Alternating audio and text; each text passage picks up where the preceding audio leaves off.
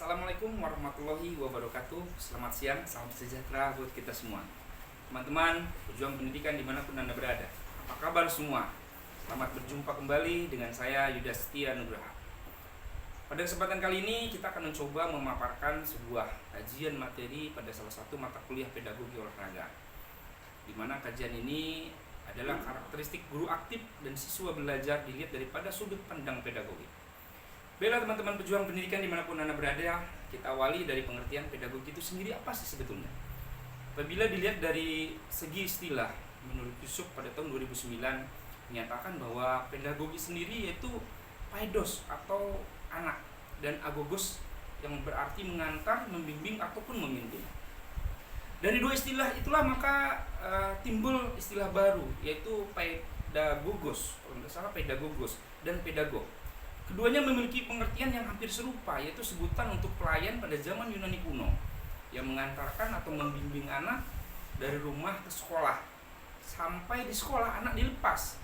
Dalam pengertian pedagog ini intinya adalah mengantarkan anak menuju pada kedewasaan. Definisi lain pada pedagogi yaitu secara literal berarti seni dan ilmu pengetahuan tentang mendidik anak-anak, dan sering digunakan sebagai sebuah sinonim untuk suatu pengajaran.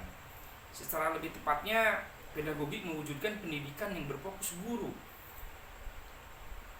Secara lebih tepatnya, pedagogi ini mewujudkan pendidikan yang berfokus guru dalam suatu model pedagogi. Guru memikul tanggung jawab untuk membuat keputusan tentang apa, kapan ia akan dipelajari. Guru mengarahkan pembelajaran. Sehingga pedagogi yaitu merupakan suatu praktek pendidikan anak, dan kemudian muncul istilah pedagogik yang berarti ilmu mendidik anak. Kadang sebagian orang mengartikan bahwa pedagogik merupakan ilmu pendidikan. Pemaknaan ini tidak berarti salah, namun juga tidak sepenuhnya benar. Mengapa?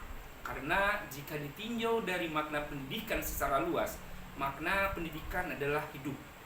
Lebih tepatnya sebagai pengalaman di berbagai lingkungan yang berlangsung sepanjang hayat dan berpengaruh positif tentunya bagi perkembangan individu.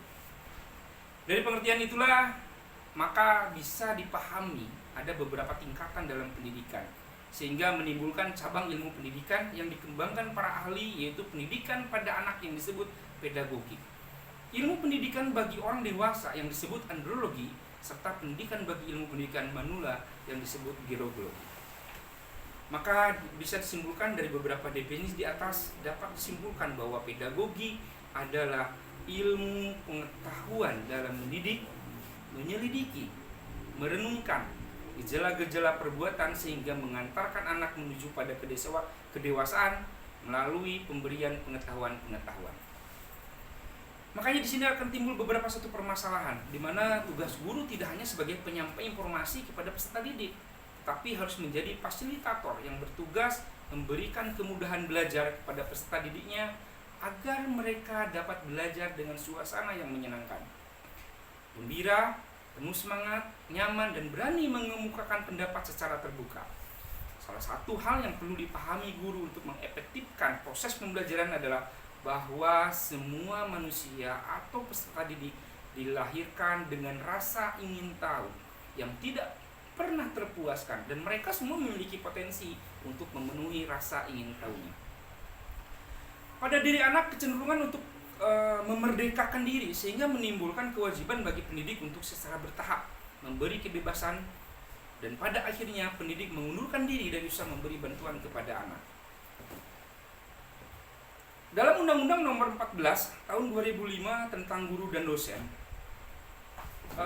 dikemukakan bahwa dalam Permendikdas Nomor 16 Tahun 2007, guru sebagai sebuah profesi harus memiliki 4 kompetensi.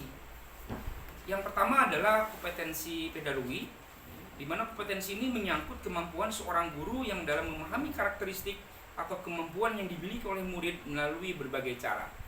Yang kedua ada disebutkan dengan nama kompetensi kepribadian.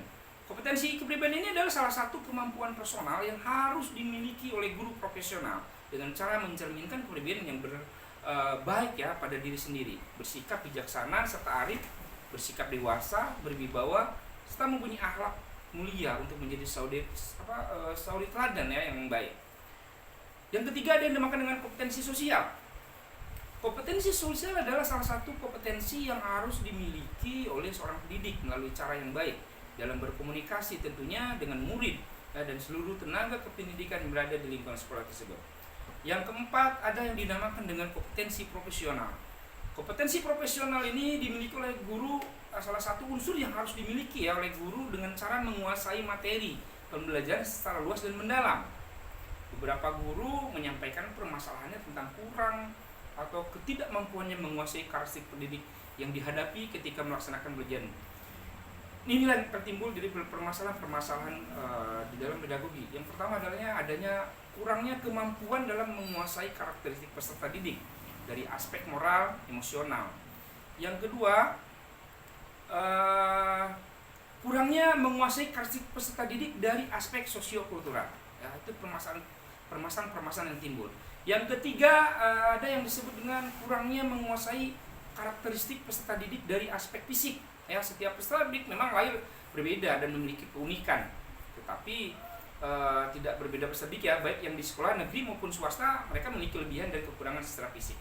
Yang keempat, adanya satu kekurangan menguasai karakteristik peserta didik dari aspek intelektual. Anak yang pandai, pintar, atau memiliki intelektual yang tinggi cenderung bersikap diam, pasif. Namun dalam kelas tersebut juga mendapat peserta didik yang memiliki tingkat intelektual yang tidak begitu tinggi atau bahkan rendah. Mereka cenderung aktif sebagai bisa dibilang pengacau. Ya. Kunci kurang ajarnya dalam pembelajaran dan tidak menyelesaikan tanggung jawab, yakni menuntaskan PR itu sendiri.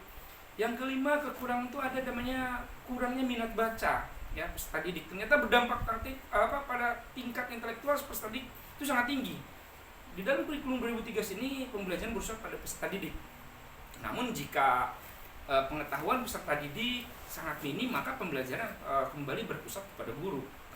Yang keenam, adanya kurangnya menguasai karakteristik peserta didik dari aspek moral. Nah, ini ketika guru menjelaskan materi, sering dirasa kurang menghargai, banyak yang ribut, yang tanpa mendengarkan, kan hal-hal yang dan seolah-olah pada zaman sekarang dengan generasi Z sekarang, mereka sudah terpuaskan dengan adanya teknologi dan dapat mendapat informasi dari teknologi itu sendiri. Nah, selanjutnya kita akan bahas kembali tentang karakteristik guru aktif ya. Jadi menurut salah seorang tokoh humanistik, Karl Rogers, menekankan 3 aspek fasilitator belajar dalam konteks ini guru ya. Dalam konteks ini adalah guru, yaitu kesadaran realitas di dalam fasilitator belajar. Pertama ada yang disebut dengan penghargaan, yang kedua yang disebut dengan penerimaan, yang ketiga kepercayaan, dan keempat pengertian yang empati. Guru aktif berarti guru yang tidak hanya terpaku kaku ya, bersujud pada pedoman pengajaran yang ada. Selanjutnya pada akhirnya peran aktif guru ya, peran aktif guru ini sangat dibutuhkan sekali ya oleh dalam proses tujuan daripada pembelajaran itu sendiri ya, ataupun tambahan demi penyaluran pengetahuan. Pada akhirnya peranan aktif guru merupakan sebuah keharusan dari kemantapan siswa. Kemudian guru aktif memiliki beberapa indikator pedagogik ya. Yang pertama, mengetahui karakteristik siswa. Yang kedua, menguasai teori belajar dan prinsip-prinsip pembelajaran yang mendidik. Yang ketiga, pengembangan kurikulum. Yang keempat, kegiatan pembelajaran yang mendidik. Selanjutnya, karakteristik siswa belajar itu sendiri. Terkadang guru sering salah paham dengan siswa berkenaan dengan gaya belajar mereka. Seorang guru terkadang marah bila ada seorang siswa yang kurang memperhatikan pelajaran yang sedang disampaikan ya. Nah, barangkali itu terjadi karena ketidaktahuan guru dengan keheterogenan dari karakteristik belajar siswa. Barangkali kita kenal dengan Albert Einstein ya. Nah, ia dicap oleh gurunya sebagai siswa yang idiot. Ternyata bersamaan dengan waktu berjalan beliau tercatat dalam sejarah sebagai seorang fisikawan terbesar di abad 20. Gaya belajar dalam siswa ini memiliki beberapa tipe. Yang pertama ada tipe visual ya. Tipe visual ini seperti halnya dia memiliki ciri seperti berbicara dengan cepat, pengeja yang baik, teliti terhadap yang detail, pembaca cepat dan tekun, lebih suka membaca ketimbang dibacakan, mengingat apa yang dilihat daripada yang didengar, sering menjawab pertanyaan dengan jawaban singkat, seni terhadap seni daripada musik, itu banyak hal-hal yang lain selanjutnya. model-model belajar itu ada di peraga dengan dibantu kombinasi peraga visual ya, gambar atau simbol-simbol. Gaya belajar tipe auditorial adalah gaya belajar yang dominan ya, seperti berbicara dengan diri sendiri ya. Yang kedua, menggerakkan bibir mereka ketika membaca, pandai dalam menyampaikan pesan verbal. Memiliki kesulitan di dalam pembelajaran. Selanjutnya, karakteristik guru itu sendiri ya, banyak yang harus dimiliki ya, sehingga tujuan daripada pembelajaran itu akan tercapai apabila guru mengetahui beberapa karakteristik. Baik itu guru aktif itu harus seperti apa sih, dan bagaimana menjadi siswa belajar itu seperti apa, dilihat daripada pedagogik. Baiklah teman-teman sekalian, itulah sedikit kajian dari saya. Mohon maaf apabila ada kekurangan. Wassalamualaikum warahmatullahi wabarakatuh.